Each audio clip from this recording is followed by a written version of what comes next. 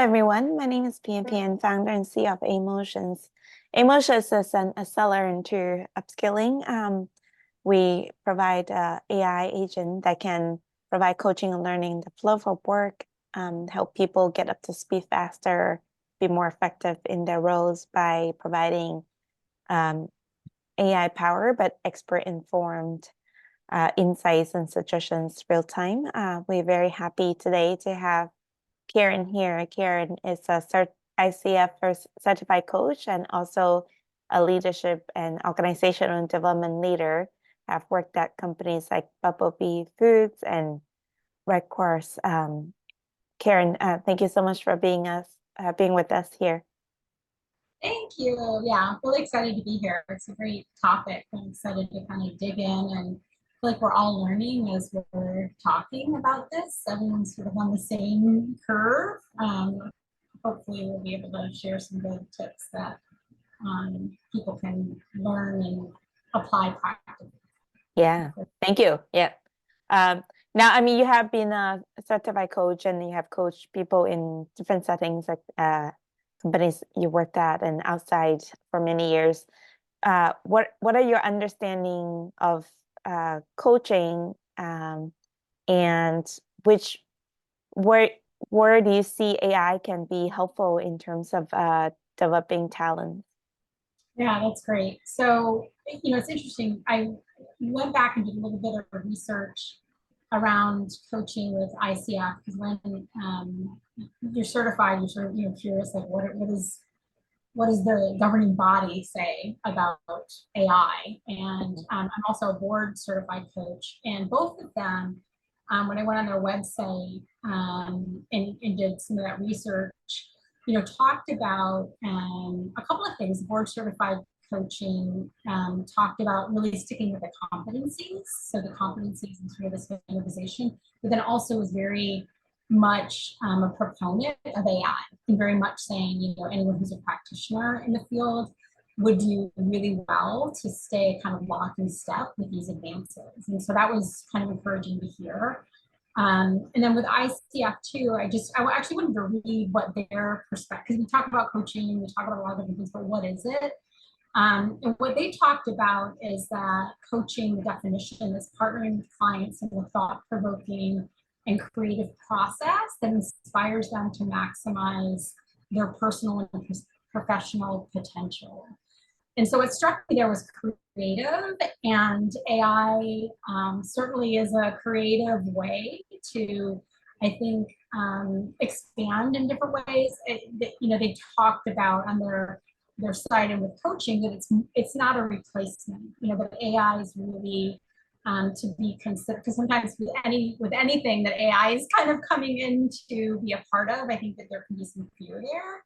But what I really loved is the embracing of it as a multiplier.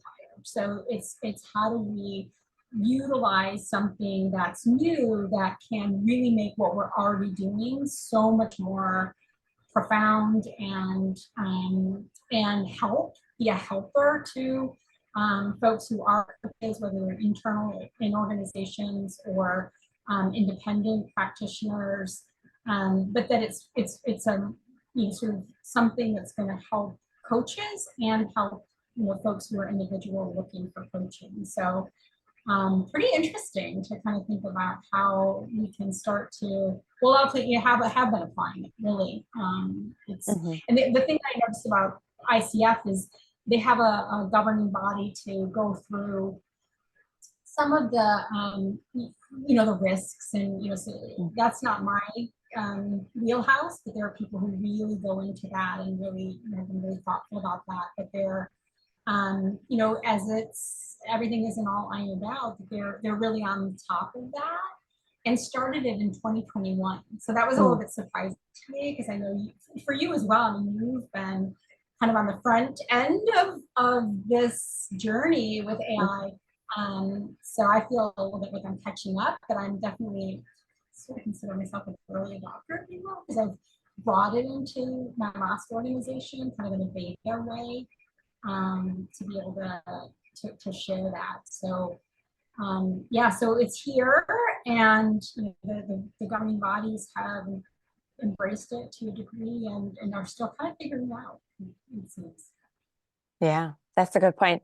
I mean, the coaching as a discipline is continually evolve, and AI itself as a technology is continually evolve. So there's more kind of potentials that we can uncover as the technology advances, and kind of combining the knowledge of I mean, coaching has been around for a long time, so combining the knowledge from the experts, experienced practitioners, and then with the newest, latest technology, that there are kind of definitely new things that would be coming up. I mean, the idea that I had 6-7 years ago, having something, or 10 years ago as a new product manager, when I struggle as a new product manager, I was hoping to have something that can follow me around, give me real-time suggestions and feedback, say, hey, you're arguing for too long with your engineering manager. That was kind of like pretty sci-fi kind of way of thinking, but I think it's getting more and more closer and closer to be possible. I mean, it's not 100% there, but at some point, I think it might become possible. Yeah, be able to sort of walk around with your phone and have it and ask real-time questions and be able to get that feedback. It's Yeah. quite a vision a decade ago, or recognizing that need. And yeah, I mean, I've seen in different environments where, you know, the big part, I mean, we talk about AI as a multiplier in terms of like helping a coach, but it's also a multiplier in scalability. I think that's one of the biggest benefits, is that if you're an organization or you're an employee, or, you know, in needing some kind of support, you know, right then and right there, that's a place to go, where you know, in the past that place was, you know, if the manager is not always available, then well, where do you go for that information? So yeah, it's pretty exciting to kind of see it. I would be curious to hear a little bit more about your thoughts on what is self-coaching and what does that mean, from both a coach standpoint and someone who wants to develop themselves. Like what can they do, and what can the coaches help in that process? Yeah. Yeah, I mean, I think for someone to be able to have a coach that's constantly available to them is going to be one of the biggest places. And then it's being able to, you know, I've seen you know, folks use it for career development. So if you put in, you know, this is my career or my job, you know, I'm aspiring to get to the next level. And you know, what are, you know, here's the industry, just giving, as we know, like with the prompts, giving as many specifics as you can. And, you know, what would be a good career trajectory, or what are the steps that I need to take? And then even being more specific and seeing people, you know, write me a, you know, a 6-month development plan. And in the past, that's something that someone like myself, I would do that for people. And I don't think it takes away that, but that's something where somebody can get a head start and they can put that in and they can get that feedback for themselves. And the other thing I'll say is that with AI, you know, depending on how it's programmed, when you're not that I'm saying that they're better, but they do have, there is a wider range of knowledge, because if someone's asking me for that career plan and maybe I'm not an expert in that career, my knowledge is going to be a little bit less broad. It's going to be more general. And so that's one way that I can see it, again, kind of being a multiplier, that this is something that someone can use for themselves, their own career development, and then they can take that back and have a conversation about it, get more input, that kind of personal touch with their manager, or leader, or you know, a career coach. But to be able to take those steps independently, it's going to cut down on that time, because then I can do the research myself. I can, oh, okay, these are the steps. I can already get ahead on my which courses I need to take, or you can ask, who or what industries or people that I need to talk to, and can even see it down the line connected with LinkedIn, and trying to be able to identify different people with that career who you can talk to, things that we already know how to do, but to be able to use AI independently to help develop yourself.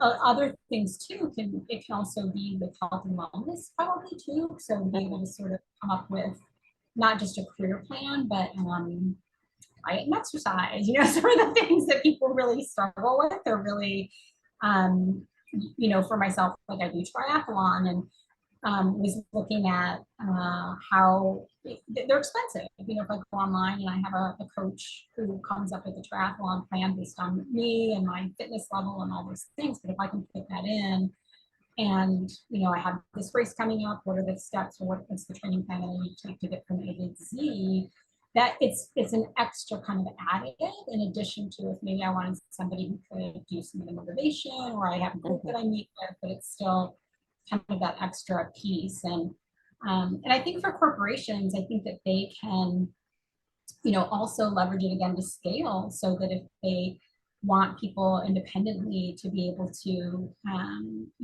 just think about role playing, like sales, that's where I've seen kind of the best ROI of coaching. Like if I'm a salesperson and I need to do,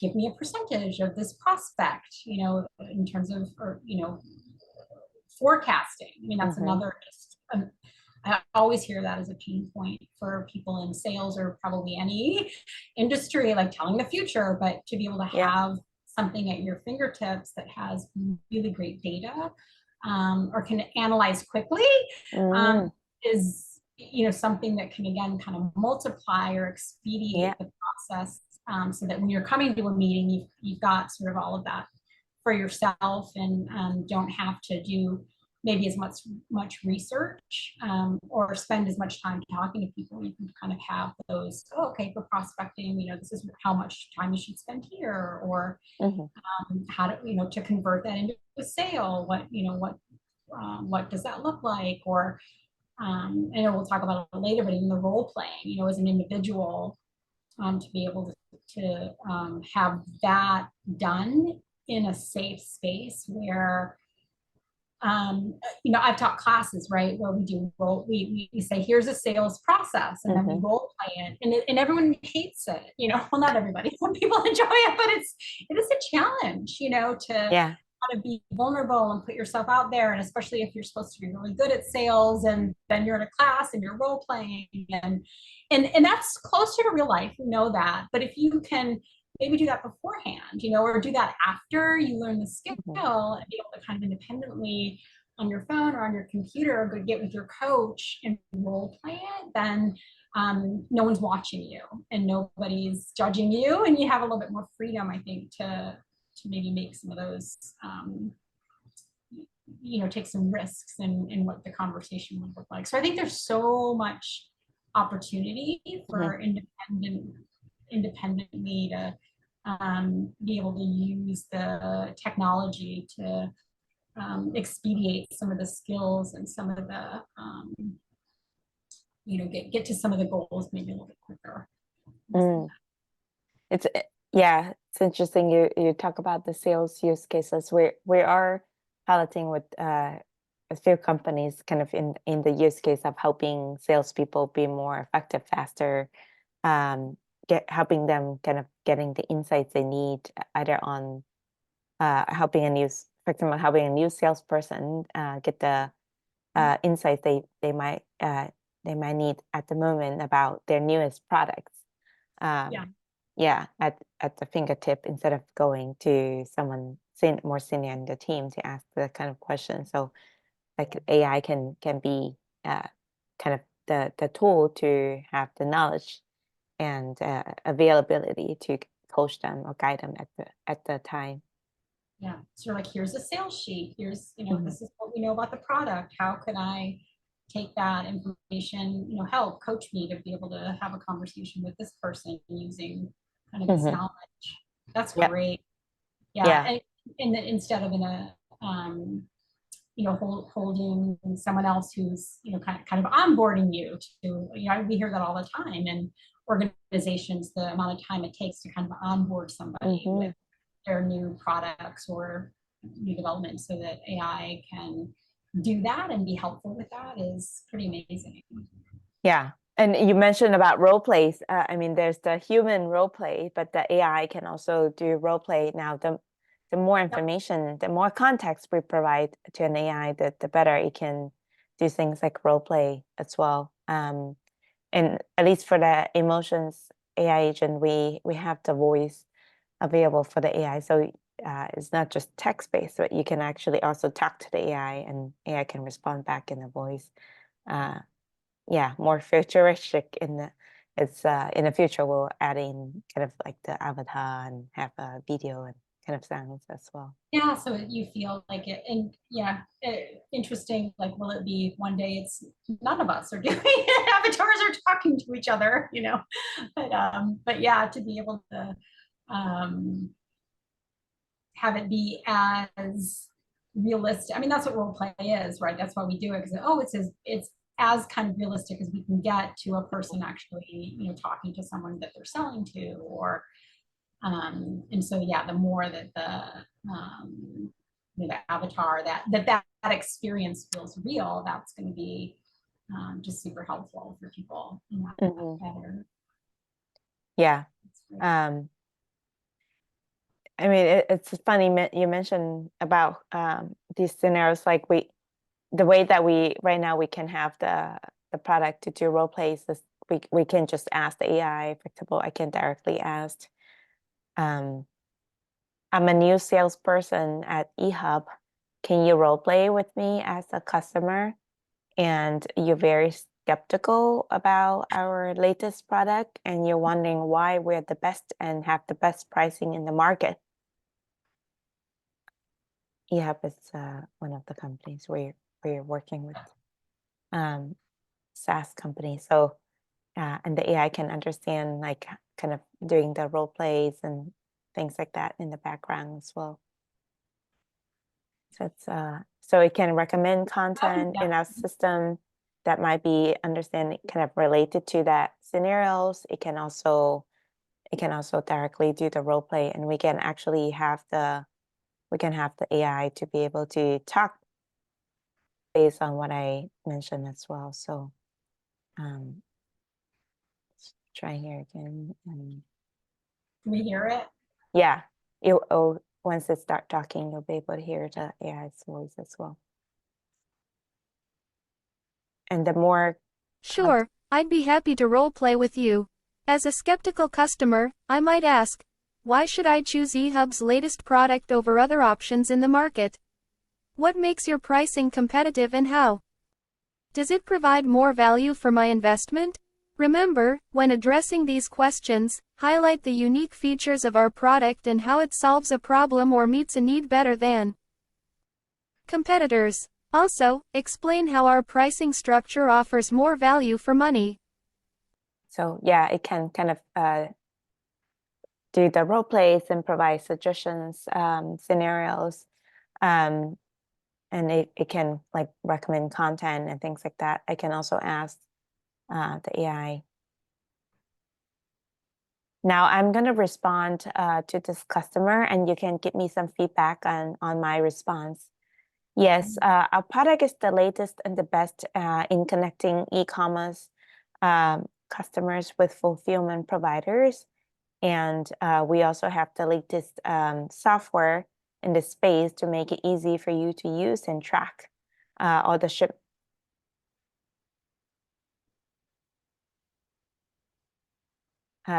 Yes, we have a question in the audience. One moment. So the AI giving me some feedback.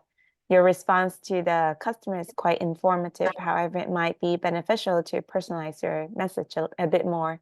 For instance, you could mention how your product can specifically adjust their needs or solve their problems. Consider sharing some success stories. That's good suggestion. Or data points that demonstrate the effectiveness of your product. Lastly, don't forget to invite them for a demo or further discussion about how your product can help their business. So, yeah, some quick Yeah, we have questions from the audience. Kim, feel free to unmute yourself or Yeah, great. No, thank you. And let me close out my chat box. So all of this is super exciting, and I especially like the part about with sales, right? And this idea that I think is really, from just the bit I've seen, locked into part of what you're looking to do, which is upskilling, right? Which I think when I look at the future of AI, I think there's so much potential in there. What I'm really curious about, though, especially is I love how you were showing this scenario. What approach are you finding is helpful or working for teaching the end user sort of prompt engineering? Going back to this idea, right? The best output is going to come from the best query. Yeah. So what are you finding to be most useful? Because again, Karen talks about the multiplier effect. Yeah. So how do we continue to drive scale with also embedding this needed learning that has to occur as well? That's a great question.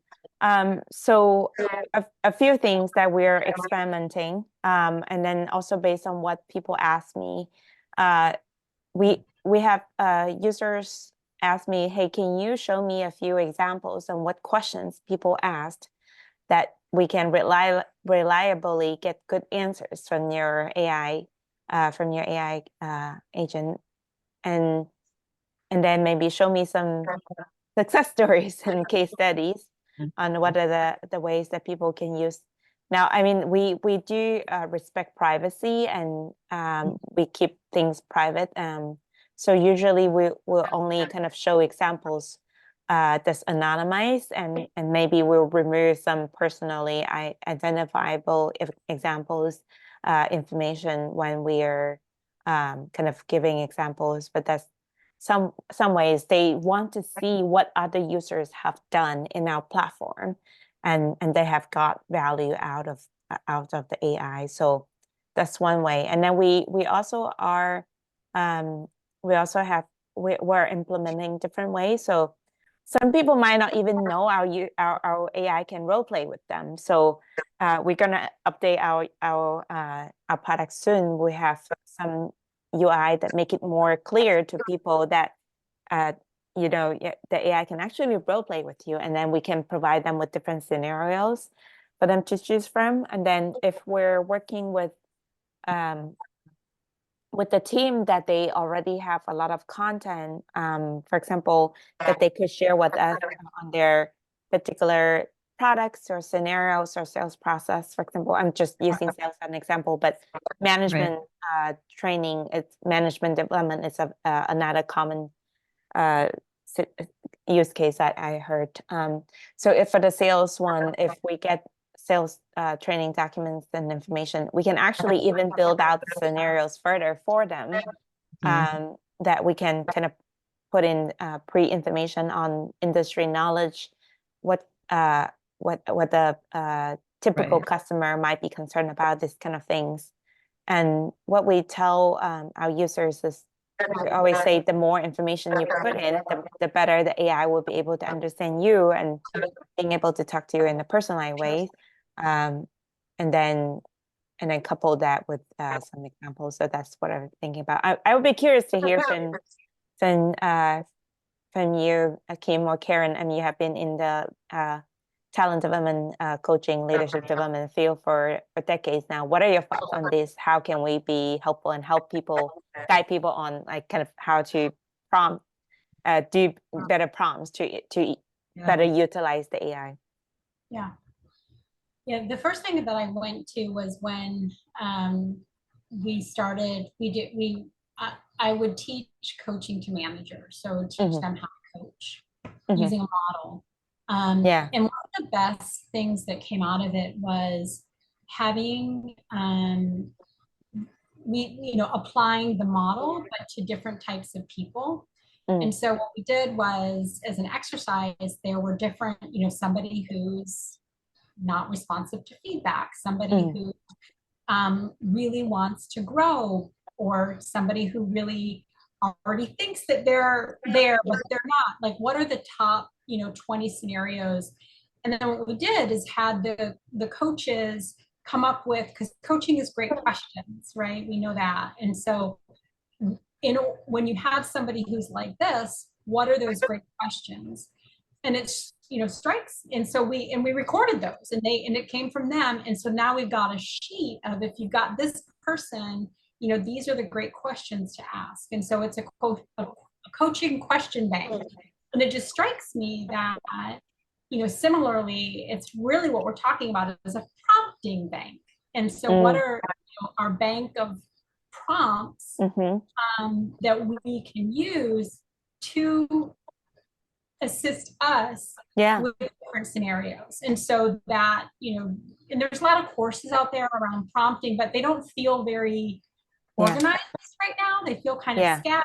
And, so I think that there's an opportunity to write a book about, scenarios and prompts. Yeah. I think building on that, Karen, I really love how you said kind of a prompt bank. And, it's interesting. I've seen, some similar products, right? But what I don't see folks doing as well is this assistance at a scalable level with prompting. Because, we're not at a stage yet where we could say, hey, the tool can already differentiate. Yes, we, by who you are, what level, so many minutia things, right? It's already great at creating a persona, as you said, right? We can already input, here's everything we know about this company. So there can be cuts, kind of for sales, customer intimacy based things. But how do we get the user to put in the right information? And so, I think even like that screenshot you showed was really interesting, because I love that, because I haven't seen that before. Here's your very easy to see menu, right? What would you like to do? You can click on role play. And then I think, having those example prompts that pop up immediately allows people in the moment, right? To be able to have examples to be led through. That's just one idea. But I think that is where I continue to see some of the biggest challenges, right? And the opportunity areas. Because the downstream, we have great things. It's sort of the user, fingers on keys. How do we help them be successful to maximize and get really good information and use it as a conversation? That's the other thing too. Is that people think, oh, it's just one output.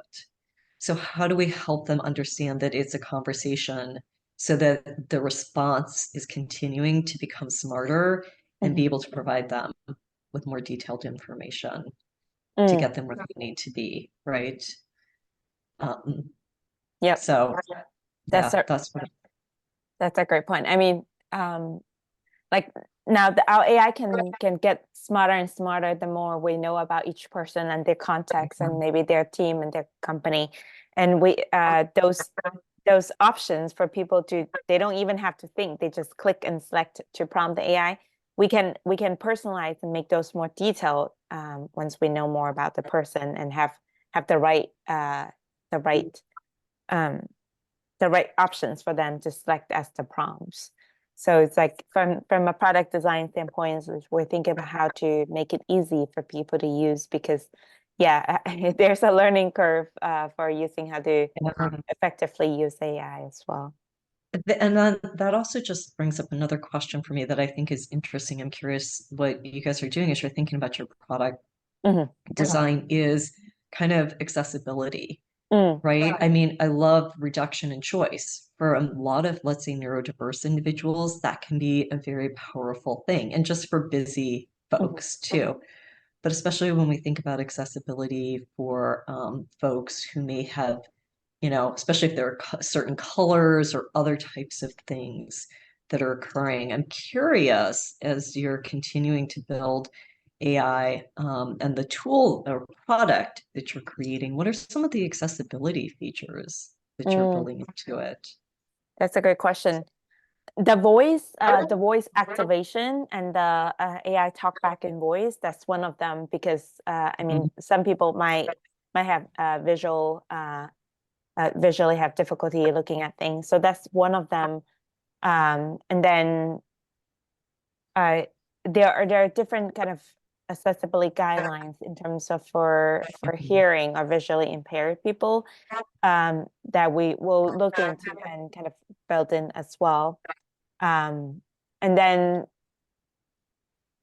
in terms of languages, the AI can actually understand multiple languages. If I type in a question in, I speak Chinese myself and some Japanese as well. And if I type in a question in Chinese, it can actually understand what I asked and respond back in English. Now we're looking into making it kind of guiding the AI to respond back in the different languages that.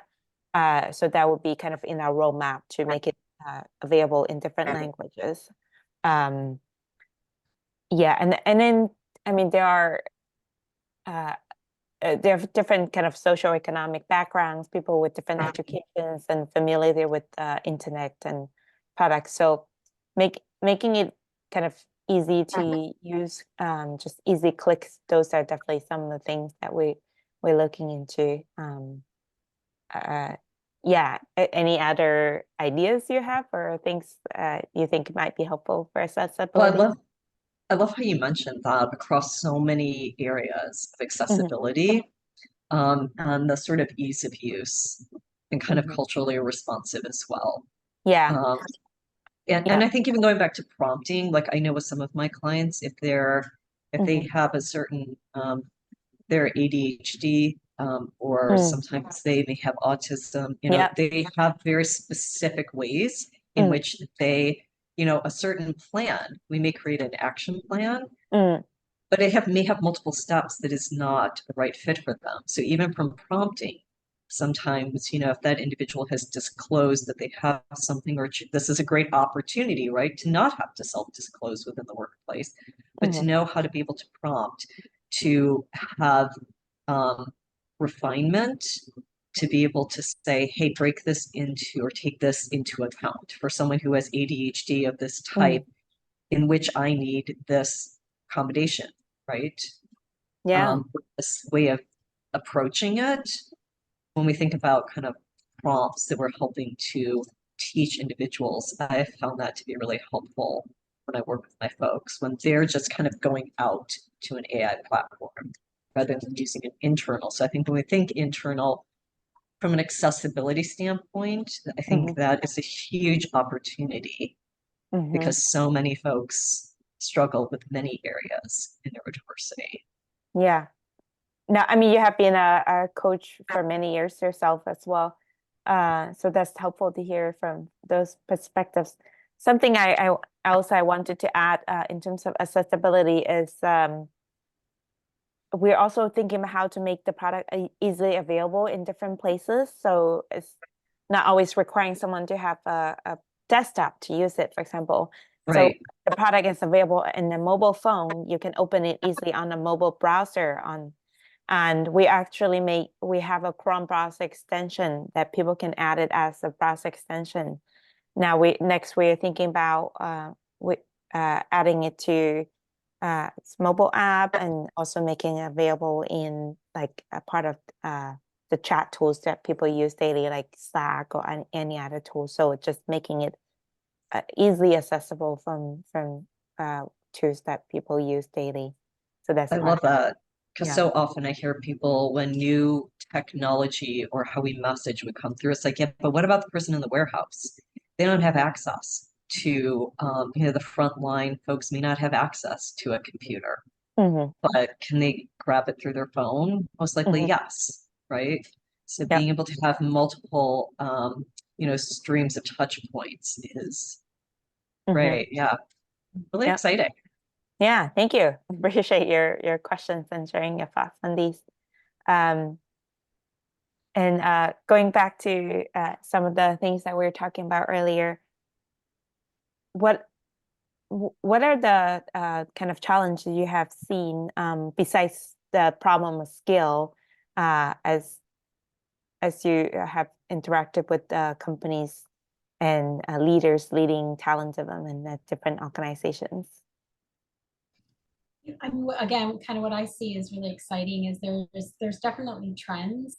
Every organization I talk to, they want to help their leaders be better at leading and better at developing their people instead of, a lot of times I just hear over and over people they're put into leadership positions because they're very good at their jobs. It's almost, I don't know how many years we need to say this, but without training them or really helping them to be leaders, which is of course helping your team to be the best that they can be. So it is a real kind of a skill gap. And I think, for leaders to be able to have that quick coaching, that quick ability to understand even some EQ, even to be able to kind of put in a profile of a team member that they have and how to modify their approach to them. We often get, people also really want this skill around critical conversations, just we're not great at them. I've yet to sort of run into an organization that isn't a skill development area that they ask for. And that's another one that role play can be just incredibly helpful in, because they're hard conversations to have and they're risky because they're crucial. And so sometimes it's about compensation, sometimes it's about personality, sometimes I think AI can really help leaders and team members, without emotion to kind of diagnose, putting the scenario and help to diagnose what's really going on.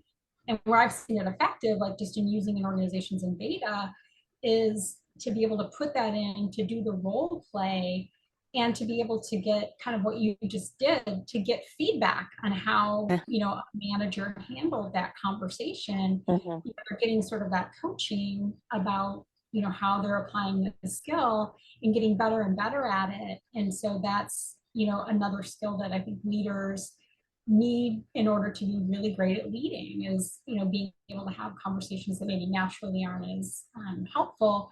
But then when you're doing it with a coach, that's, again, you can be very authentic, you can make mistakes, you can, say things that are straight, you can do whatever, whatever is going to help you, and then get the coaching that you need to be able to do that better. And it's the same, like email, like read my email first before I send it, do the same thing with the conversations and do it with AI where, the response is going to be intelligent. If I'm doing it maybe just with a colleague who maybe also kind of has the same emotions about the situation as I do with their own biases, it might not be as is helpful, but if you have a platform where the intelligence is informed by coaches, which I know you do, the responses are going to be very human and, have an element of emotional intelligence, recognizing it's still, we say artificial intelligence because it is artificial, but it's still yet another place where people can go to get their needs met on the fly, or not go down a rabbit hole and make a mistake as a leader. I think those are going to be real game changers when people get real comfortable with practicing. I know I keep doing this because I feel like at some point I'm going to have it on my phone and be able to utilize it. Is that Karen we're talking with, or AI version of Karen we're talking with? Right, the avatar. Who is it? It might be a question. And if I could just, if you don't mind, if I would just say what really comes up for me when I hear that too is kind of the classic yes and, right? I do a lot of work also and have for a long time with startup organizations. And I tend to see a lot of times a similar idea, right? We're going to take this super high individual contributor. We're going to, because we need that technical expertise, we're going to drop them into a role where suddenly they're having to scale very quickly. They have to suddenly be strategically minded, and now they have to develop people quickly. And so I think that, we're at a stage now where there's a great opportunity, say for that leader, when we're thinking about internal, to say, yes, you may still have your one-on-one in-person leadership or executive coach, but when we go to some of the sort of transactional things of how do you deal with this situation with this employee, right? In terms of helping to bring some of the elements of leadership that can be so related to the day-to-day people management or hiring or other things. There is so much opportunity to, again, allow them, as Karen said, in the moment to get that feedback, because that's when it occurs, but also then to be able to have the higher level debriefs, deep challenging thinking that at this stage really occurs through the one-on-one sort of personal interactions. So they can go hand in hand really strongly and really provide powerful solutions that can be extremely cost effective. And then you can kind of, especially in startups, right? Like I'm thinking of one I had that was like in Series F, but still, like this is a lot of pressure on what they were doing in their industry. To be able to say, okay, so frontline folks, right? The other issue is sometimes communication. I hear that a lot with my leaders. So how do we keep communication flowing? Yep. And coming into meetings, right? Okay, what's the agenda? Who do I need to take into account? Yep. I see so much on Slack, but how do I take all of this? And my brain's on overload. Digest the Take everything, information. yes. Take everything that's in, in Slack, everything that everybody's been struggling with, put it into a generative AI tool and be able to output an agenda that allows for, again, when prompted well, for what are the critical things we need to focus on to ensure that we have continuity of communication. Yeah. So information overload is true. And sometimes there's information on the chat tools, then there are documentations in different places, and then there are emails. So the AI is good at processing huge amount of data. So it's kind of synthesizing those information, being able to kind of come back with the insights and suggestions that people might need. Now, it's not a small engineering effort to do all of these, but like when we work with organizations, if they want us to help in a deeper way, then it's actually the best is having the AI to be able to access these and come back with the right suggestions. Yeah, because communication seems like it should be easier in this day, but I find for most of my folks it's much more challenging. And also for so many executives, just task management has become harder because they don't have a dedicated EA as much. So being able to even get some real-time coaching, how do I approach this, right? Or how do I continue to,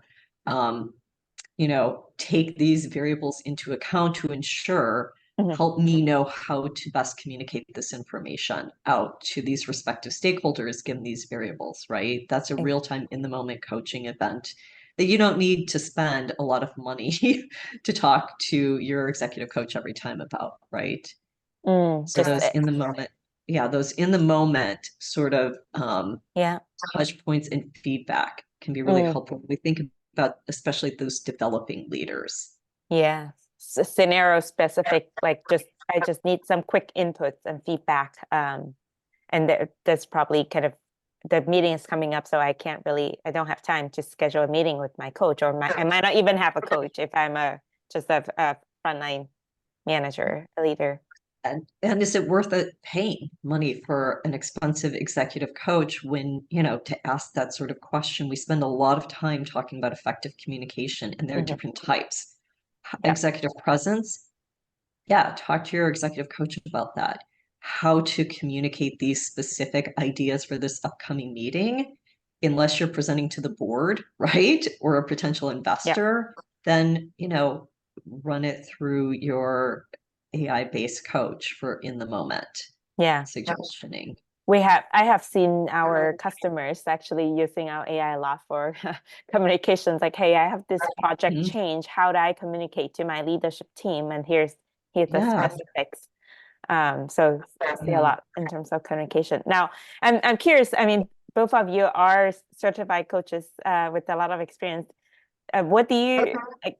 I mean, some people might feel like threatened by AI, but it seems like both of you are advocates. So I'm curious from your standpoint, like, where do you see AI can help you as talent development leaders, as coaches, and how it can kind of amplify you and help the humanity instead of kind of feel like it's a competition in some way? Want to take that, Kim? I mean, I'm happy to. I didn't want to jump in here because I told you guys I was ahead. curious. I mean, I guess I would say, first of all, I love the question because for me, Yeah. I always want to embrace the best of technology, but I Yeah. also want to approach when we start to talk about things like coaching and Yeah. other areas that we see that are emergent, therapy, healthcare, etc. We know that there is something very important about the human to human connection, Mm-hmm. that when we engender trust, Mm-hmm. that we have better outcomes. Now, can we trust and create systems of trust and belief in automated systems? Possibly, right? But it's very different to feel as though I have a human connection in this world. I have people repeatedly say that to me, Mm-hmm. to be heard by a human, to be literally seen. However, at the same time, going back to what I mentioned, I kind of differentiate between there are those moments and then there are just the moments of the transactional help. How can I do this better? How can I create or take action on? Mm-hmm. I kind of say when the internet first came out, it was about where do I go for information Mm-hmm. and learning, right? And to be able to get things quickly and easily and be able to expand my reach of knowledge. And I think AI, especially when we think about coaching, is tremendous at that. And I have started to bring it in much more with my students when I'm teaching on career management or when I'm working with my leadership or even in my health and wellness coaching, right? I'll kind of use it as a side-by-side partner. Yeah. We're going to go deep. We'll get vulnerable. We'll create the vision that you want for the future by Yeah. asking those robust questions. And now how can we bring in this tool to assist Mm-hmm. in creating things that we don't need to spend our time on, especially if we only have 30 minutes or 45 minutes. Yeah. Right? Because I don't see that changing, quite frankly, in the future. Companies in the B2B space, they're going to want to look for cost and scalability Mm-hmm. and also the opportunity for ROI. So how do we integrate this into talent management systems and look to be able to collect the right kinds of data respecting privacy? So I think there's so much opportunity, Yep. especially for companies that are looking to democratize coaching and make it Yeah. available for all. Absolutely. Yeah. Thank you so much. Yeah. So you're kind of pro where the gaps that the AI can fill in this space. Yeah. And Karen, what do you think? Yeah, I mean, I think that the sky's the limit. So, just my, I guess, nature is to be a little into innovative. So I think I mean, we talked about accessibility, and Yeah. I just think that's always been so hard. How do I replicate myself? How do Yeah. how do we scale? And that's a no-brainer. I think the quality will just keep getting better. And I think to be able to use it, like I was mentioning earlier, as a multiplier, it's only gonna increase anything. I feel like it's not a threat because it's only going to increase anything that I do. So, if I'm teaching about something, and then someone can easily go and role play it, the next time we meet, they're going to get better, and they're already going to be better, and we can go to the next level quicker. And so for me, just the more that we see it as a compliment and an accelerator. I really feel like the sky is the limit. And I know I mentioned earlier too, I'm not really the one who's looking at all of the ethics. And I know that I'm looking at that and think that's Right. really important. But I also think that the day that we kind of stop innovating, I mean, you look at so many things now that are available. Like, I lived overseas 10 years ago and we barely had Skype then, if anyone even remembers what that is. And so to be able to communicate with something that can help me be better and can help be scaled, to me is just, yeah, I'm just a huge fan. I think that the caution is to whether it's your organization, whether it's your coaching governing body, to just kind of make sure that we're operating within kind of what we currently are seeing as ethical guidelines, and to continue to innovate. So yeah, super excited to see it scale and to see the responses get better, that they ask questions back. It's not just information, but they ask and dig and become more personable. I think it's going to just continue to grow and be helpful. Yeah, that's a great point.